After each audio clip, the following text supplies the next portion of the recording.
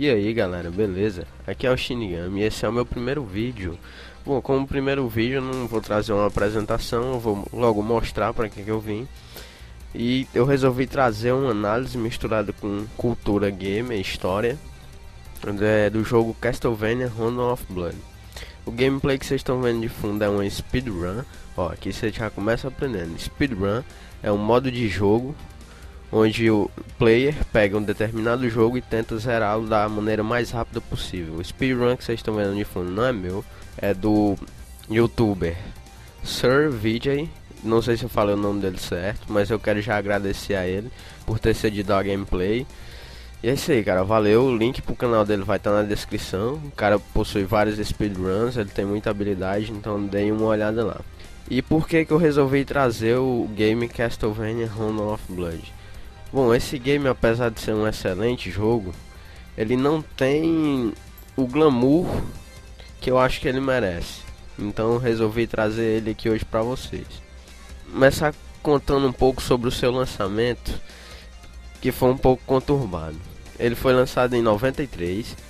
Esse lançamento foi exclusivo para o Japão até 95. Em 95 foi a primeira tentativa de trazer alguma forma desse jogo para a América. Só que aí o que acontece? Von Stoker tinha acabado de lançar seu livro, então para evitar confrontos, processos com ele, alguns dos nomes de personagens do jogo tiveram que ser trocados. Não só isso, então foi feita uma versão do jogo. Não chegou o jogo completo aqui, o jogo original. E isso mudou bastante, porque essa versão ela é chamada de Castlevania Dracula X Vampire Kiss, e ela não é nem a sombra do jogo original. Tem gráficos piores, por ter sido lançado para o SNES e não para o PC Engine, que foi onde foi lançado o jogo original, que na América recebeu o nome de TurboGrafx. Possui nomes de personagens trocados, perdeu-se trechos da história por conta disso. A jogabilidade é um pouco mais travada, enfim, não é nem a sombra do jogo original. E somente em 2007 foi que esse jogo veio chegar completo aqui, o jogo original chegou completo. Ele chegou para PSP, juntamente com a coletânea Castlevania Dracula X Chronicles, eu acho que é isso. Se eu estiver enganado, poste aí nos comentários o nome certo, mas eu acho que é Castlevania Dracula X Chronicles ou Castlevania Chronicles, alguma coisa assim. E eu acho que hoje ele está disponível para Wii também, então quem quiser dar uma jogada nele, vai lá. Bom, eu já enrolei muito vocês, então eu vou começar a partir para análise e vou pro enredo. O personagem principal é Richard Belmont. Para quem já conhece a série, já conhece o clã dos Belmonts, mas para quem não conhece, eu vou explicar. Resumidamente, o clã dos Belmonts é um clã de caçadores de vampiros que possui um chicote especial, que tem a habilidade de matar vampiros, chamado Vampire Killer. O primeiro jogo da série Castlevania tem uma curiosidade. O nome não se chama Castlevania, e sim Vampire Killer, em homenagem ao chicote. Esse jogo traz como personagem principal Simon Belmont. Richard é parente distante de Simon Belmont. Simon derrota Drácula no primeiro game, e esse persiste como inimigo durante os próximos. Mais uma vez, Drácula voltou, depois de 100 anos, para mais uma luta contra os Belmonts. Ele passa algum tempo observando a vida de Richard e percebe que Richter, foi mal galera, eu falei Richard até agora, mas o nome certo é Richter. Que Richard tem uma esposa chamada esposa não, caramba.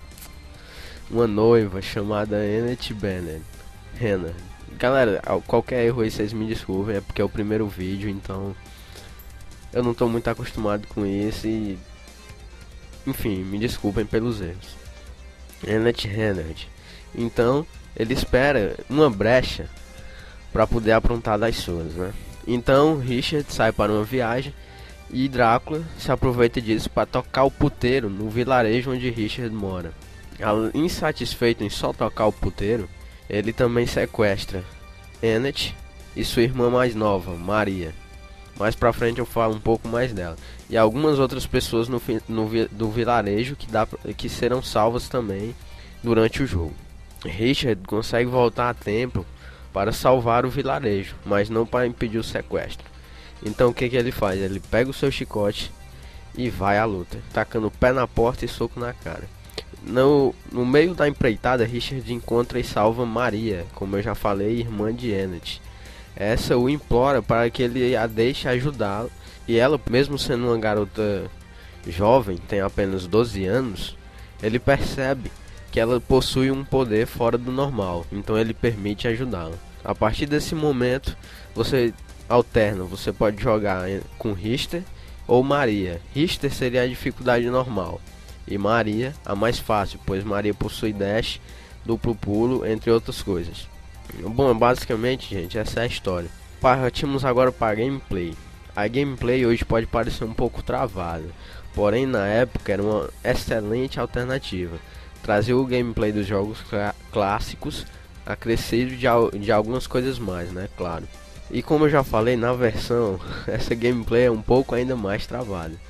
Mas não é uma coisa que chega a incomodar a gameplay, é algo agradável.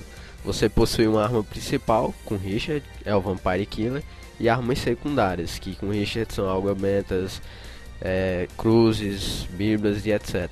Maria ataca através de animais, e seus especiais também são através de animais. Como eu já falei aqui, com Maria você também possui um dash e um duplo pulo. Richard só dá pulos simples e não tem dash. Ele tem apenas uma leve esquiva que é muito lenta para trás. Por isso que eu falei antes que Maria seria a fácil, a dificuldade fácil, e Richard a difícil. Vocês devem estar vendo agora um gameplay de fundo da Maria que eu vou colocar. E outro ponto também forte no jogo é a trilha sonora. A trilha sonora de toda a série é espetacular. Eu vou colocar aqui um trechinho de uma música para vocês verem.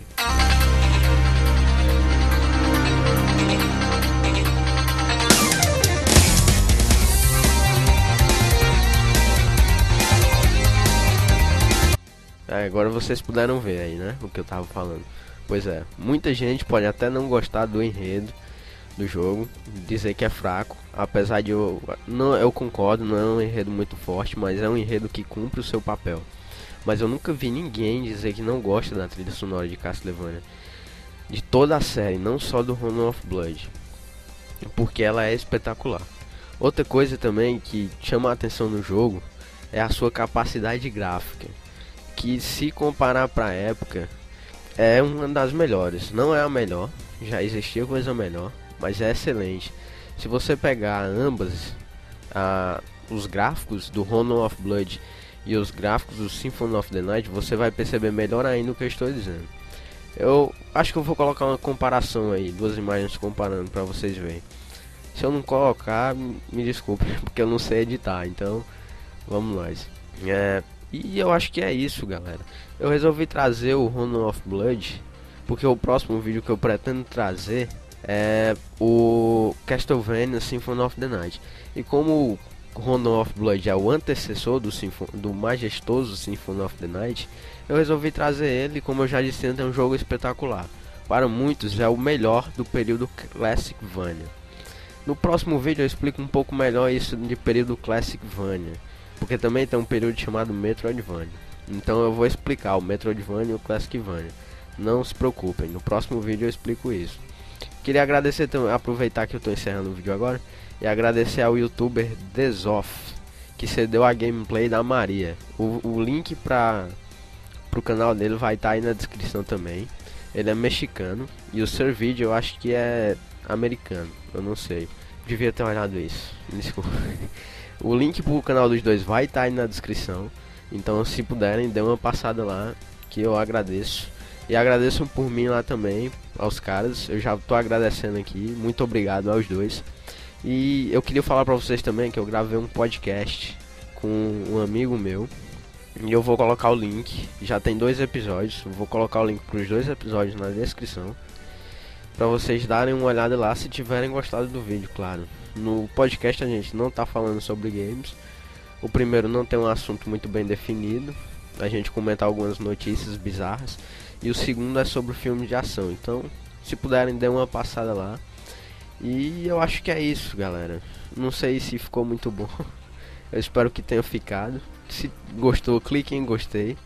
Se que gostou e quer ajudar na divulgação, adiciona aí aos seus favoritos. E se quiser receber os próximos vídeos, se inscreve aí em cima no canal. E beleza? E é isso aí, galera. Valeu, falou.